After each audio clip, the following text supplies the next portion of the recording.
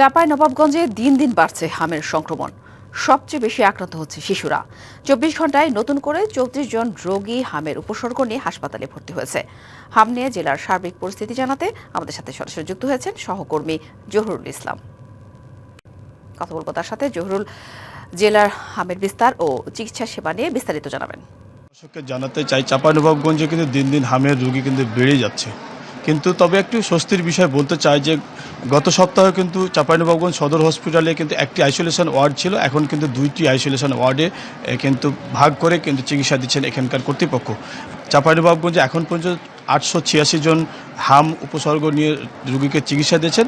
এই বিষয় নিয়ে আমরা আপনাকে একটু দেখাতে চাই যে এই যে আমি যে হসপিটালটিতে আছি সেটি কিন্তু চাঁপাইনবাবগঞ্জ 250 শয্যা বিশিষ্ট জেলা হসপিটাল। এই হসপিটালে কিন্তু যে আইসোলেশনটি আমি এখন দাঁড়িয়ে আছি সেটি কিন্তু নতুনভাবে আইসোলেশন তৈরি করা হয়েছে এবং সেখানে কিন্তু রোগীদের চিকিৎসা দিচ্ছেন ডক্টররা।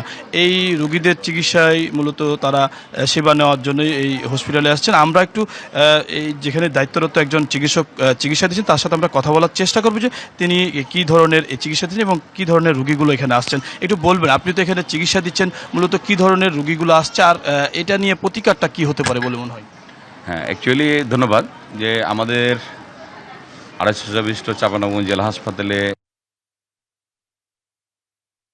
সর্বমোট 78 জন রোগী আমাদের এখানে চিকিৎসা নিচ্ছেন। এটা বেশিরভাগই আমরা বলে থাকি জটিল হাম, কমপ্লিকেটেড মিডেলস, সবচেয়ে কমপ্লিকেটেড মিডেলস নিয়ে ভর্তি আছে। হামের সাথে জটিলতা নিয়ে বেশিরভাগ রোগী করছে।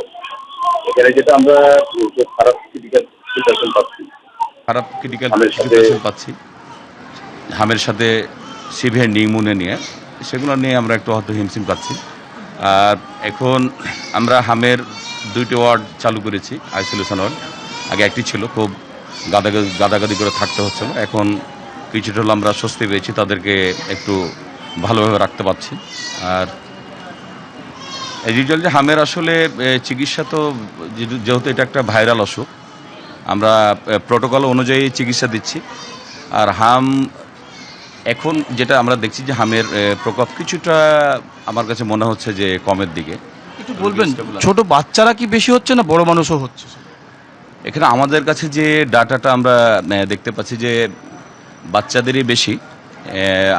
আবার আমরা একটা গ্রুপ দেখতে পাচ্ছি যারা টিকার আওতায় আসেনি, সেই গ্রুপটা সংখ্যায় বেশি, 52%। তবে বড়রাও আমরা দেখতে পাচ্ছি, আমাদের পাশে মেডিসিন ওয়ার্ড, বড়রাও আক্রান্ত হচ্ছে। আপনাকে ধন্যবাদ। আমরা একটু ডক্টরের কাছে শুনছিলাম যে এই ওয়ার্ডটি মূলত শিশু ওয়ার্ড, শিশুরাই বেশি থাকছেন এবং সে সাথে কিন্তু বড়রাও কিন্তু এই হাম আক্রান্ত হচ্ছেন বলে আমাদেরকে জানিয়েছেন।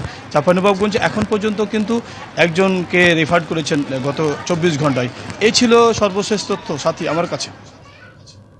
ধন্যবাদ জহির।